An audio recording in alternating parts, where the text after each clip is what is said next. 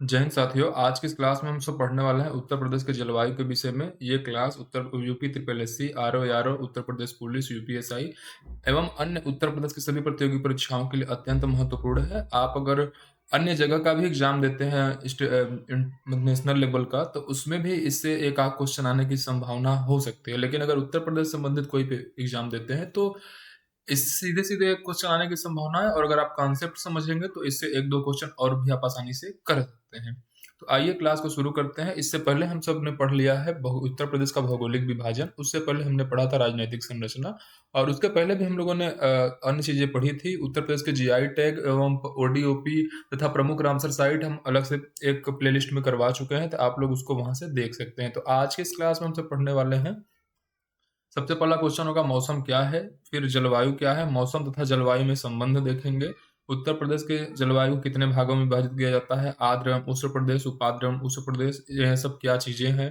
उत्तर प्रदेश की ऋतुएं कौन सी है, सबसे ठंडा जिला, सबसे गर्म जिला, सर्वाधिक वर्षा वाला जिला, उत्तर प्रदेश का मानसून कब आता है, कहाँ पे सर्वाधिक वर्षा होती है, इन सब चीजों के बारे में हम लोग पढ़ रहे होंगे। देखिए, मेरी क्लास में आपको मेरा वीडियो नहीं दिखाई दे रहा होगा, क्योंकि मेरे साथ थोड़ा सा हेल्थ इशू हो गया है, जिसके कारण मैं कैमरे से अपने आप को दिखा नहीं सकता। तो क्लास को हम लोग कंटिन्यू करेंगे, जो ज़्यादा ज़रूरी है। मेरा दिखना ना दिखना यहाँ पे ज़्यादा ज़रूरी नहीं है। देखिए, मौसम क्या है, पहला क्वेश्चन ये आता है। उत्तर प्रदेश की जलवायु को हम सब पढ़ेंगे, तो उत्तर प्रदेश जलवायु कैसी है ये सब हम लोग आगे जान रहे होंगे। पहले हमारा मुख्य उद्देश्य होगा मौसम क्या है इसको समझना। देखिए, वायुमंडल के दिन प्रतिदिन की घटनाओं या दशाओं को मौसम कहते हैं। तो वायुमंडल की दिन प्रतिदिन की घटनाओं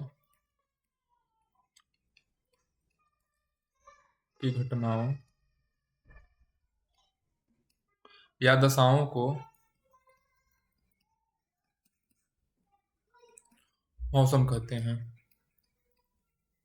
देखिए देखिए, आज का मौसम कैसा होगा इस चीज को डिसाइड करने के लिए अगर हम पिछले 7 दिनों का रेशियो ले लें, तो आज के मौसम को भी डिसाइड कर सकते हैं। तो मौसम को डिफाइन करने के लिए कम से कम 7 दिन का औसत लेना पड़ता है। 7 दिनों के अगर मौसम का औसत हम ले लेंगे तो पता चल जाएगा। जैसे अगर हमको सैटरडे का मौसम हमको पता करना है, तो अगर हम संडे टू फ्राइडे अगर हम उस जगह के मौसम का एवरेज ले लेते हैं, तो हम अंदाजा लगा सकते हैं कि फ्राइडे का मौसम मतलब सैटरडे का मौसम कैसा होगा। तो कुल मिला जुलाकर मौसम के अध्ययन के लिए किसी स्थान पर 7 दिनों का औसत ले सकते हैं। तो आइए हम जलवायु को पढ़ते हैं। अब जलवायु का मौसम से ही संबंध है। देखिए, इस जलवायु के विषय में हम लोग परिभाषा जो पढ़ते हैं उसको पढ़ते हैं। किसी स्थान पर लंबे समय तक मौसम के औसत को जलवायु कहते हैं। मतलब कोई एक प्लेस हो गया, यहाँ पे लंबे समय तक मौसम जो बना रहता है, अगर इसके बारे में विस्तार से पढ़ेंगे तो यही जलवायु कहलाएगा। तो किसी स्थान पर लंबे समय तक मौसम के औसत को जलवायु कहते हैं। किसी स्थान पर लंबे समय तक, ये लंबा समय कितना हो सकता है अभी मैं बता रहा हूँ। लंबे समय तक मौसम के औसत को जलवायु कहते हैं।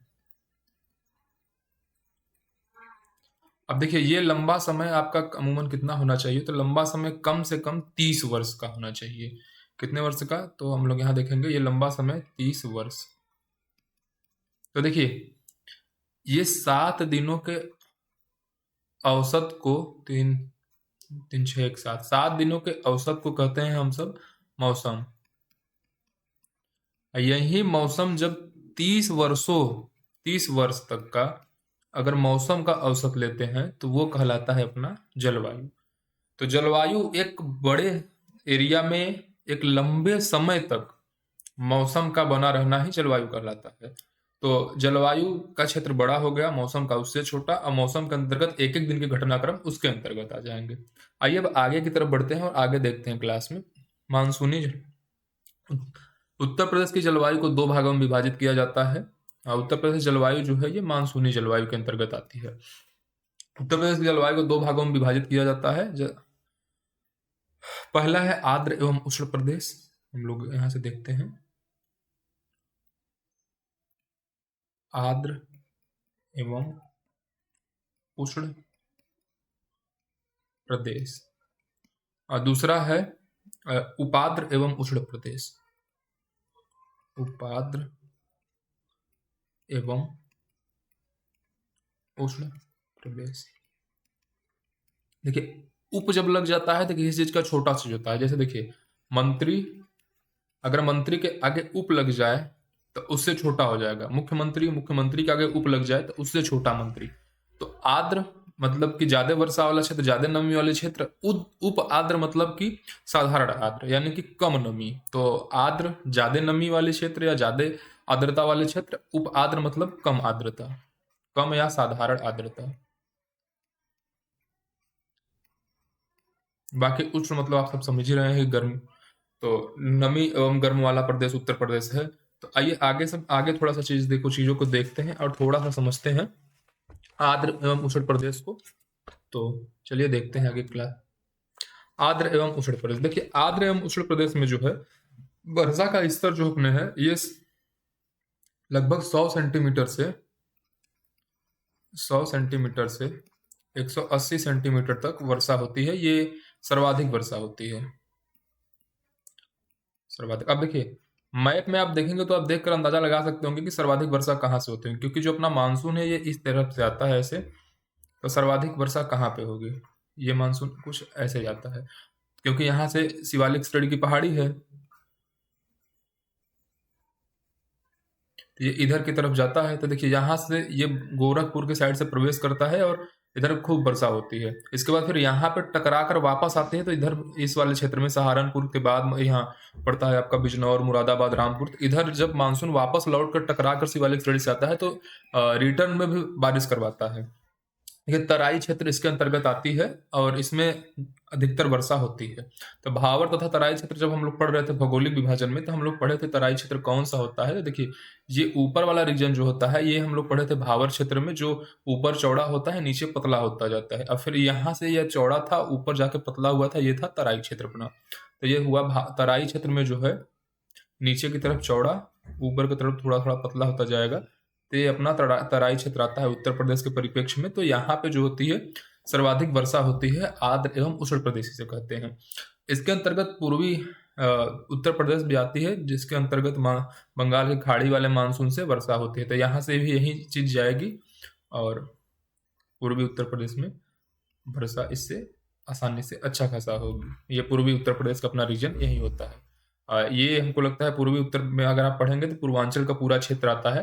तो इसी वाले से इधर भी वर्षा होती है। जैसे इधर बनारस, आजमगढ़, गाजीपुर, उसके आगे की तरफ जाएंगे तो इसी रीजन से वर्षा होती है। तो यहाँ पे जो वर्षा है 100 से, इस वाले रीजन में वर्षा होती है 100 से 120 सेंटीमीटर तक। लेकिन तराई क्षेत्र जो है यहाँ पे आर्द्र एवं उष्ण प्रदेश तराई क्षेत्र में यहाँ पे 100 से 180 सेंटीमीटर तक वर्षा होती है।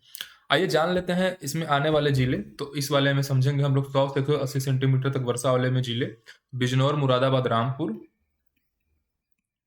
बिजनौर, मुरादाबाद, रामपुर, बरेली, पीलीभीत। भौगोलिक विभाजन मैंने एक एक जिले आपको अच्छे से बताए हैं, कौन सा जिला कहाँ पे स्थित है। गोंडा, बस्ती। देखिए, गोंडा में ही पार्वती अर्गा अपना है जो है पक्षी अभ्यारण्य है, ये हमने आपको पढ़ा चुका है। बहराइच, बहराइच का गेहूं के डंठल वाले उत्पाद हम लोग वहां पे पढ़े थे। तो एक एक चीज हम लोग ऐसे देखते जाएंगे, याद होता जाएगा। देखिए, ये जिले हैं और यहीं पे हम लोग समझ लेते हैं उत्तर प्रदेश में सर्वाधिक वर्षा वाला जिला। उत्तर प्रदेश में सर्वाधिक वर्षा वाला जिला, तो यहाँ पे हम लोग पढ़ रहे होंगे गोरखपुर। तो गोरखपुर भी अपना इसी में अवस्थित है, यहाँ पे पश्चिमी पूर्वी उत्तर प्रदेश के अंतर्गत आता है। तो सर्वाधिक वर्षा वाला जिला गोरखपुर। चलिए आगे की तरफ हम लोग बढ़ते हैं और आगे धीरे धीरे क्लास की तरफ बढ़ते हैं और उपाद्र एवं उष्ण प्रदेश की तरफ देखते हैं। और यह रहा अपना उपाद्र एवं उष्ण प्रदेश, इसको एक अलग से हेडिंग बनाते हैं और समझते हैं। तो यहाँ पे हम लोग चलेंगे और यहाँ पे हम हेडिंग लगाते हैं उपाद्र एवं उष्ण प्रदेश। देखिए, इसमें हम लोग क्या क्या चीज पढ़ेंगे, क्या इंपॉर्टेंट होने वाली है, आप लोग आसानी से समझिएगा। इसमें देखिए 80 से 100 सेंटीमीटर तक वर्षा होने की संभव होती है। तो यहाँ पे लिखेंगे 80 से, यानी कम वर्षा वाले क्षेत्र हैं, 80 से 100 cm वर्षा। ठीक है, पश्चिमी उत्तर प्रदेश है, इसमें मध्यवर्ती मैदान है, बुंदेलखंड का पठार है। तो हम चाहेंगे कि यहाँ पे हम मैप भी बना लें, मैप ले लें ताकि समझने में थोड़ा सा आसानी हो। तो यहाँ से हम मैप को ले लेते हैं।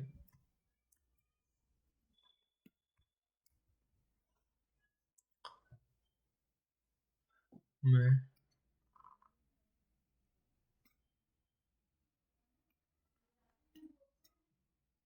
ये हो गया अपना मैप। देखिए मैप हो गया, तो फिर इसमें हम लोग समझेंगे पश्चिमी उत्तर प्रदेश। तो पश्चिमी उत्तर प्रदेश के अंतर्गत अपना यहाँ से सहारनपुर, शामली, फिर इधर सहारनपुर, शामली, फिर इधर दिल्ली से सटे हुए एरिए हो जाएंगे। फिर यहाँ हम लोग आएंगे, यहाँ से फिर ऐसे बढ़ेंगे। ये हो गया है अपना पश्चिमी उत्तर प्रदेश। पश्चिमी उत्तर प्रदेश में तराई वाले क्षेत्र को भी हम देखते हैं, लेकिन यहाँ पे जो वर्षा के परिप्रेक्ष्य से हम लोग पढ़ रहे हैं, तो तराई वाला क्षेत्र को हम लोग ऑलरेडी ऐसे निकाल कर पढ़ चुके हैं। और यहाँ से पूर्वी उत्तर प्रदेश को हम लोग निकाल चुके हैं, यहाँ से ये क्योंकि ये बुंदेलखंड बघेलखंड में आ जाएगा नीचे वाला रीजन। तो हम लोग इतने क्षेत्र को निकाल चुके हैं। तो अब हम लोग देखते हैं यहाँ पे, तो अपना ये क्षेत्र आ जाएगा यहाँ से कट के, और दिल्ली वाला रीजन पूरा, या सहारनपुर, शामली जो हरियाणा दिल्ली के बॉर्डर से लगते हैं, फिर यहाँ लगता है ये राजस्थान के बॉर्डर से भी सट जाएंगे। तो पश्चिमी उत्तर प्रदेश, मध्यवर्ती मैदानी क्षेत्र, बुंदेलखंड का पठार। देखिए बुंदेलखंड का पठार हम लोगों ने पढ़ा था, तो ये बघेलखंड का पठार, ये बुंदेलखंड का पठार। इसमें कितने जिले आते हैं आप सब कमेंट करके बताइएगा। तो ये वाला क्षेत्र हो गया, ये है अपना बुंदेलखंड का पठार, बुंदेलखंड का पठार। इसके बाद मध्यवर्ती मैदानी क्षेत्र, तो यहाँ पे हम लोग देखते हैं मध्यवर्ती मैदानी क्षेत्र, यानी हम लोग कह सकते हैं लखनऊ से थोड़ा सा ऊपर के जिले। तो ये हो गया मध्यवर्ती मैदानी क्षेत्र। इसके बाद हम लोग देखते हैं पश्चिमी उत्तर प्रदेश के भाग। तो ये हो गया पश्चिमी, वेस्टर्न यूपी। कम बारिश सबसे होती है 120 से 150। देखिए यहाँ पे पड़ता है अपना मथुरा साइड, यहीं पे।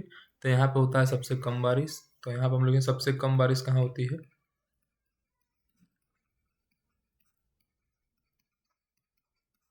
मथुरा में।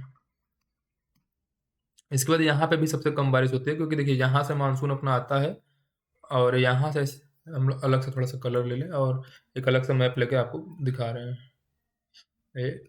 इस मैप को मान लीजिए हम लोग यहाँ लगा लेते हैं। थोड़ा सा हम लोग समझेंगे मानसून किस तरीके से आता है और कैसे बारिश होती है। देखिए यहाँ से जो है अपना मानसून ऐसे चलता है, ये गोरखपुर से प्रवेश करता है, और यहाँ पे पड़ती है अपनी शिवालिक श्रेणी की पहाड़ियाँ। तो यहाँ से जब ये चलेगा मानसून, तो यहाँ वर्षा कराते हुए जाएगा, तो ये तराई क्षेत्र में अच्छी खासी वर्षा हो जाती है। और उसके बाद फिर यहाँ से ये टकरा कर ये रिटर्न लेता है। तो इस वाले क्षेत्र में जाते समय वर्षा हो जाती है, और यहाँ से रिटर्न होते समय कुछ जगह पे वर्षा हो जाती है। और कुछ बारिश जो होती है यहाँ से जो है ये कटकर ऐसे चला जाता है, क्योंकि ये पहाड़ी क्षेत्र है। तो यहाँ पे पहाड़ से टकरा कर ये इस साइड निकल जाता है, तो और इधर से टकरा कर इधर आता है ये मानसून। तो यहाँ वाला क्षेत्र जो बचता है, यहाँ पे सबसे कम वर्षा होती है। तो ये इस वाले क्षेत्र में भी बहुत कम वर्षा होती है, लगभग 80 सेंटीमीटर से भी कम वर्षा होती है। इसके बाद 120 से 150 वर्षा जो होती है अपनी इस वाले क्षेत्र पे होती है, क्योंकि ये इधर से टकरा कर वापसी मानसून है। और इसके साथ साथ हम लोग देखेंगे 100 से 120 हो जाती है यहाँ पे बारिश, क्योंकि इधर से जाते समय एंट्री करता है, तो यहाँ पे हो जाती है 100 से 120। और सबसे अधिक वर्षा गोरखपुर में इसलिए हो जाती है कि पूरा मानसून गोरखपुर से ही प्रवेश करता है, इसलिए गोरखपुर में सर्वाधिक वर्षा हो जाती है। इसके बाद हम लोग पढ़ेंगे थोड़ा सा मानसून के बारे में। मानसून से पहले हम लोग पढ़ लेते हैं उत्तर प्रदेश की ऋतुएं। तो उत्तर प्रदेश की ऋतुएं हैं, इसमें उत्तर प्रदेश की ऋतुओं को तापमान और वर्षा के आधार पर बांटते हैं। और तापमान और वर्षा के आधार पर उत्तर प्रदेश की ऋतुओं को तीन भागों में बांटा गया है। तापमान एवं वर्षा के आधार पर बंटवारा। तो तापमान और वर्षा के आधार पर बंटवारा हम लोग 3 पार्ट में करते हैं। पहला होता है ग्रीष्म, दूसरा होता है शीत, तीसरा ग्रीष्म के बाद आएगा वर्षा, तीसरा आएगा शीत या शरद ऋतु। देखिए, ग्रीष्म ऋतु की जो शुरुआत होती है, ये अपना मार्च से मध्य जून तक चलता है। तो यहाँ पे हम लिखेंगे मार्च से मध्य जून, क्योंकि 15 जून के बाद उत्तर प्रदेश में माना जाता है कि मानसून आ जाता है। 1 जून से मानसून चलता है, 15-20 दिन में आ जाता है। 15 जून 25 जून तक उत्तर प्रदेश में मानसून देखने को मिलता है। अगर आप उत्तर प्रदेश से होंगे तो भली बात अनुभव करते होंगे। और हालांकि मेरा तो एग्रीकल्चर सेक्टर से जुड़ा हुआ एजुकेशन ही है, तो थोड़ा बहुत तो इसके विषय में जानना हमारे लिए तो बहुत ज़्यादा जरूरी हो जाता है। ग्रीष्म ऋतु जून माह से यूपी का तापमान सर्वाधिक होता है। जून माह में यूपी का तापमान सर्वाधिक होता है, क्योंकि उत्तर प्रदेश कर्क रेखा के निकट होता है।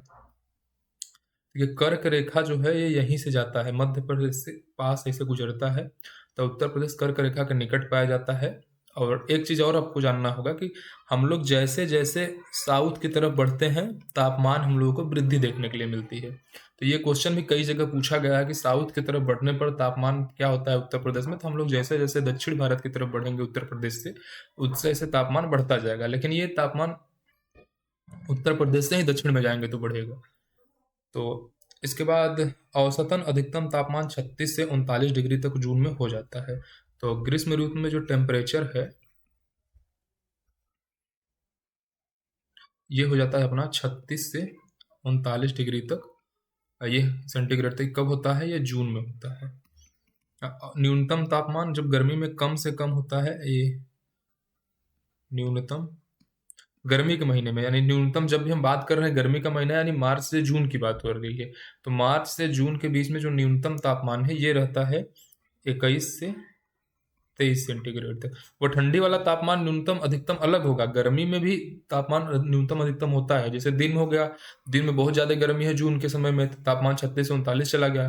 कभी कभी मार्च की रात है तो मार्च की रात में तापमान हो सकता है 21 से 23 के बीच में रहता हो। तो यही है इसका कॉन्सेप्ट। ग्रीष्मकालीन का लगभग तापांतर का अंतर, तो इसका इसका अंतर निकालेंगे आप तो तापमान का अंतर लगभग 14 डिग्री लगभग माना जाता है। ऐसा नहीं कि 14 ही होता है, देखिए यहाँ से यहाँ चलेंगे तो 16 हो जाएगा, और यहाँ से यहाँ जाएंगे तो 15 हो जाएगा, लेकिन औसत माना जाता है कि 14 डिग्री होता है। इसके बाद हम लोग आगे की तरफ चलेंगे और वर्षा ऋतु को पढ़ रहे होंगे। इसमें थोड़ा सा हम लोग एक चीज छूट गया अपना, कि सबसे अधिक गर्म जिले कौन से हैं और सबसे कम गर्म जिला कौन सा है। तो देखिए, हमने सबसे ठंडा जिला बरेली आपको बताया था, और यहाँ से पढ़ लेते हैं सबसे गर्म जिले। सबसे गर्म जिले तो यहाँ पे हो जाएगा आगरा प्लस झांसी। सबसे ठंडा जिला बरेली। सबसे ठंडा बरेली मतलब सबसे कम गर्म भी बरेली ही होगा। तो इतना आप लोगों को ध्यान में रख के चलना है। तो सबसे ठंडा जिला बरेली, सबसे कम ठंडा भी बरेली होगा। ये यहाँ वाला बरेली, ये राय बरेली वाला बरेली नहीं। इसके बाद हम लोग आगे चलते हैं और वर्षा ऋतु को पढ़ेंगे थोड़ा सा। वर्षा ऋतु हम लोगों के लिए थोड़ा सा इंपॉर्टेंट इसलिए भी हो जाता है क्योंकि सब कुछ हम लोग वर्षा के आधार पर ही विभाजन करते हैं ऋतुओं का। तो जून के आखिरी सप्ताह से अक्टूबर तक, तो लास्ट जून से अक्टूबर तक। देखिए, यूपी में वर्षा ऋतु में सर्वाधिक वर्षा दक्षिणी पश्चिमी मानसून के बंगाल की खाड़ी वाली शाखा से होती है। हम पहले ही बताए थे दक्षिणी पश्चिमी मानसून। देखिए, ये हो गया और ये हो गया, तो ये दक्षिण से चलता है यहाँ से और पश्चिम की साइड, तो ये यहाँ से इसे घूम कर जाता है यहाँ पे। तो दक्षिण पश्चिमी मानसून के बंगाल की खाड़ी वाले एरिया से होती है सर्वाधिक वर्षा। ये हम लोग उसमें देख भी चुके थे। ये हो गया अपना शिवालिक स्टडी। शिवालिक स्टडी बार बार इसलिए मैं बनाता हूँ क्योंकि आपको ध्यान रहे कि टकरा कर बारिश फिर से वापस आती है, इसलिए बारिश लंबे समय तक होता है। ये नहीं कि एक बार बारिश, लोग सोचते हैं ना कि ये यार बारिश खत्म हो गया फिर दोबारा बारिश क्यों हो रही है सावन के महीने में, या फिर जब धान की कटाई होने से थोड़ा सा पहले, तो ये मानसून वापस टकरा कर लौटता है उस टाइम हो जाता है। सर्वाधिक वर्षा वाला जिला हम लोग गोरखपुर पढ़ चुके हैं, 184 सेंटीमीटर। तो सर्वाधिक वर्षा, देखिए आप कहेंगे कि वर्षा तो हम लोग 150 160 सेंटीमीटर तक ही पढ़े हैं 80 से, लेकिन वो एवरेज हम लोग पढ़ रहे थे। सर्वाधिक वर्षा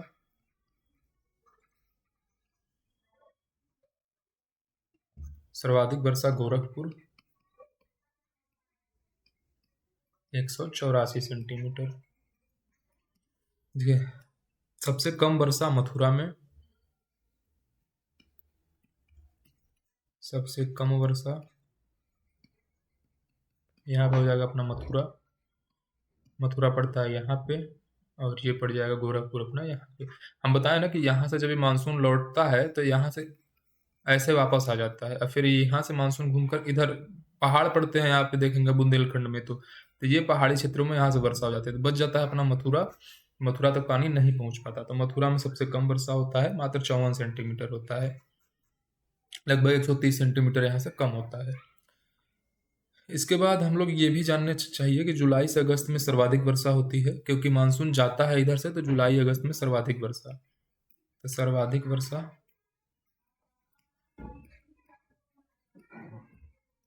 जुलाई अगस्त में। तो सर्वाधिक वर्षा जो है ये जुलाई और अगस्त के बीच में होती है। इसके बाद थोड़ा सा हम लोग को ये भी जानना जरूरी हो जाता है यहीं पे कि जो मानसून है ये कहाँ से आता है, तो दक्षिण पश्चिम मानसून की अरब सागर वाली शाखा यूपी में बुंदेलखंड में बारिश करवाती है। तो दक्षिण पश्चिम मानसून की अरब सागर वाली, देखिए भारत के परिप्रेक्ष्य में जब हम लोग पढ़ते हैं तब थोड़ा सा ज़्यादा क्लियर हो जाता है ये वर्षा वाला चीज़। तो पहले हम लोग को भारत का एक मैप नॉर्मल ड्रा करना होगा, तो इसके बाद हम लोग इसको आसानी से समझेंगे। देखिए ये हो गया अरुणाचल प्रदेश के त्रिपुरा साइड से घूम के बंगाल, यहाँ से आ गए ये गुजरात वाले रीजन, राजस्थान, ये देखिए एक मोटा हिसाब हम लोग मैप बना ली। देखिए यहाँ से अरब सागर यहाँ पे है, तो अरब सागर वाली शाखा भी जो है यहाँ पे बारिश कराती है, लेकिन यहाँ पे पड़ जाते हैं पहाड़ बुंदेलखंड के, तो ये बुंदेलखंड रीजन में ही बारिश करवा पाती है, इसके बाद कट जाती है। और उधर इधर से जो आती है बंगाल की खाड़ी वाली शाखा, ये भी यहाँ से जो मुड़ती है यहाँ पे बारिश करवाएगी, बाकी जो बचेगा ये ऊपर की तरफ चली जाएंगी, तो यहाँ से शिवालिक श्रेणी से टकराकर ये यहाँ बारिश कराएगी, लेकिन बच जाता है यहीं अपना मथुरा वाला क्षेत्र, तो यहीं मथुरा में बारिश सबसे कम हो पाती है। और देखिए मैप के माध्यम से जितना ही आप लोग प्रैक्टिकल करते हुए चलेंगे उतना ही आसान होगा, क्योंकि जियोग्राफिकल के तरीके से पढ़ना अपने आप में एक मजा देता है, चाहे जहाँ के जीके का आप लोग पढ़ें। इसके बाद हम लोग चलेंगे शरद ऋतु की तरफ, और शरद ऋतु तरफ आगे की तरफ बढ़ेंगे। तो आप लोगों को एक ध्यान देना है कि बुंदेलखंड में जो वर्षा होती है, बुंदेलखंड में वर्षा होती है, ये बंगाल की खाड़ी वाले मानसून से तो होती ही है, लेकिन इसमें सबसे अधिक योगदान जो होता है अरब सागर वाली का होता है। अरब सागर वाला अगर 60% योगदान है तो 40% वाला 40% योगदान इसमें बंगाल की खाड़ी का है, तो इसमें दोनों का योगदान है। और अरब सागर वाला इसलिए आगे नहीं जा पाता क्योंकि यहाँ पे बुंदेलखंड की पहाड़ियाँ हैं। तो आगे की तरफ हम लोग बढ़ते हैं, और यहाँ से हम लोग पढ़ेंगे शरद ऋतु। देखिए ये शरद ऋतु छूट गया था अपना, तो यहाँ पे हम लोग हेडिंग लगा लेते हैं शरद ऋतु।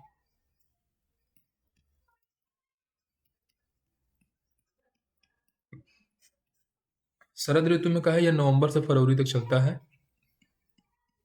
नवंबर से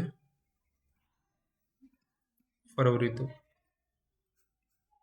और इसमें क्या होता है, सबसे ठंडा सबसे गर्म इस तरीके से हम लोग देखेंगे। अभी हम लोग ने पढ़ा यह था कि देखिए ऊपर से जब नीचे की तरफ आप आएंगे मैप में, यानी कि ऊपर से नीचे आने का मतलब अपना ये होता है कि ये होता है नॉर्थ, ये होता है साउथ, ये होता है वेस्ट, ये होता है ईस्ट।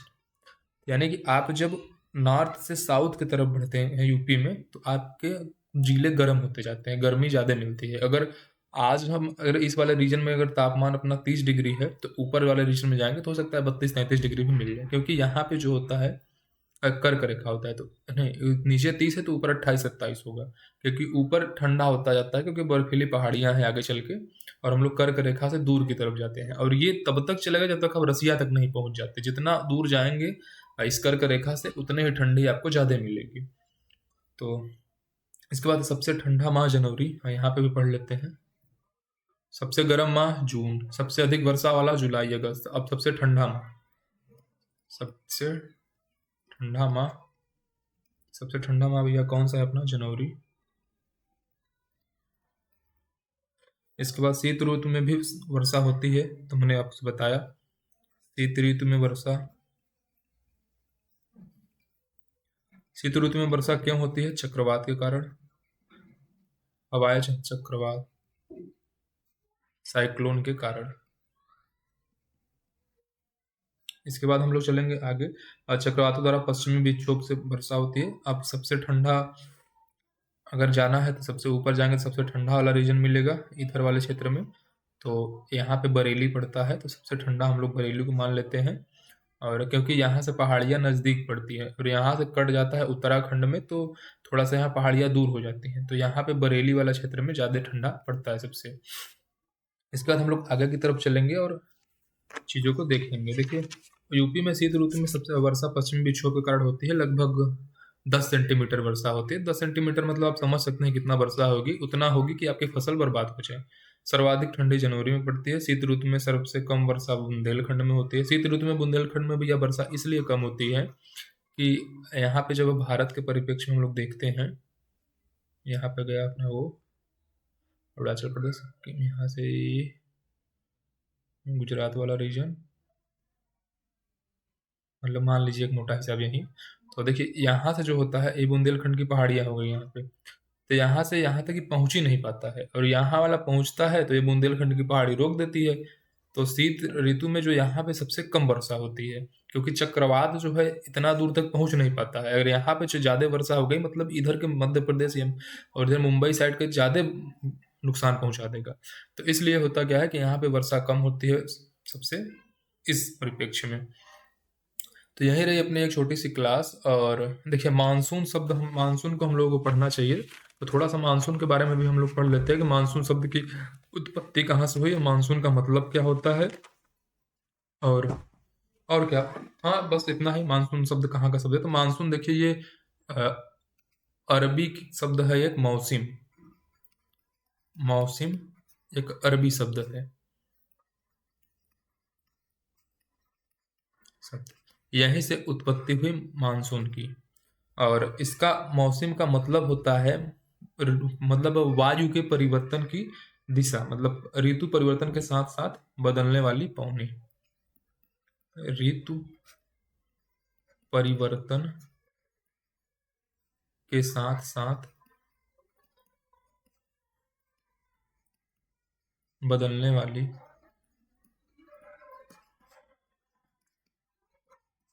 पौने। देखिए, ऋतु परिवर्तन के साथ साथ बदलने वाली पवनों को क्या कहा जाता है, तो ये अपना होता है मानसून। यानी मानसून में सारा खेल जो होता है हवा का ही होता है। और मानसून का पूरा, अगर हम लोग क्लाइमेट चेंज का ही बात कर ले, तो वहाँ पे सबसे इम्पोर्टेंट चीज़ हवा का ही होता है क्लाइमेट चेंज में। अगर हवा ठंडी हुई तो शीत ऋतु आ गया, हवा में आर्द्रता आ गई, वाष्प बन गया तो वो बारिश कराएगी। जब वाष्प बन गया, आर्द्रता आ गई, ऊपर उठ गया, तो यहाँ से हवा ही बारिश करवाएगी, तो यहाँ से बारिश हो जाएगा। यही हवा अगर गर्म हो गई तो यहाँ पे लू चलने लगता है, तो लू चलने लगेगा। अगर यही हवा ठंडी है, तो ठंडी हवा है तो फिर नमी आ गई तो फिर नीचे की तरफ बैठ जाएगी, तो यहाँ से हो जाएगा ठंडा। तो यही रीजन है कि जो मानसून है, ये पूरा का पूरा पवन के ऊपर ही डिपेंड करती है, यानी कि पूरा का पूरा वायु के ऊपर ही डिपेंड करते हैं। तो ऋतु परिवर्तन के साथ साथ बदलने वाली पवनें या बदलने वाली वायु। पवन मतलब क्या होता है कि एक नॉर्मल वायु, जो विंड जिसको हम लोग कहते हैं, जब विंड इज ब्लोइंग मतलब हवा चल रही है, तो वो वाली हवा। और जो लू हो गया वो अलग तरीके की हवा हो गई, जो आंधी चलती है वो अलग तरीके की हवा होती है। तो साथियों, यही रहा आज का क्लास। अगर क्लास आपको पसंद आया हो तो लाइक जरूर कीजिए। पिछली कक्षाएं की भांति आप लोगों ने इस क्लास तक को भी अच्छे से पढ़े। आगे हम सोच रहे हैं कि भौगोलिक विभाजन हो गया, क्लाइमेट हो गया, तो अगली क्लास हम लोग रिवर की पढ़ लें, उसमें गंगा यमुना और ट्रिब्यूटरी आप गंगा यमुना की पढ़ लें। इसके बाद फिर गोमती पढ़ लेंगे, मतलब जो जो प्रमुख नदियां हैं उसको पढ़ रहे होंगे, और नदियों के किनारे बसे हुए प्रमुख शहर तथा प्रमुख जल परियोजनाओं को पढ़ रहे होंगे। तो नदियों को पढ़ने में हमको लग रहा है 20-20, 25-25 मिनट का 2 से 3 क्लास लगेंगे। तो अगर क्लास पसंद आ रही हो तो आप सब लाइक करके चैनल से जुड़े रहिए और अपनी पाठशाला को आप सब आगे की तरफ बढ़ाइए। तो ये क्लास यहीं तक। जय हिंद। हो सकता है 1-2 दिन डिले हो जाए क्लास में, क्योंकि मैं जब तक स्वस्थ नहीं हो पा रहा हूँ तब तक क्लास कराने में मुझे थोड़ी सी मुश्किल हो सकती है।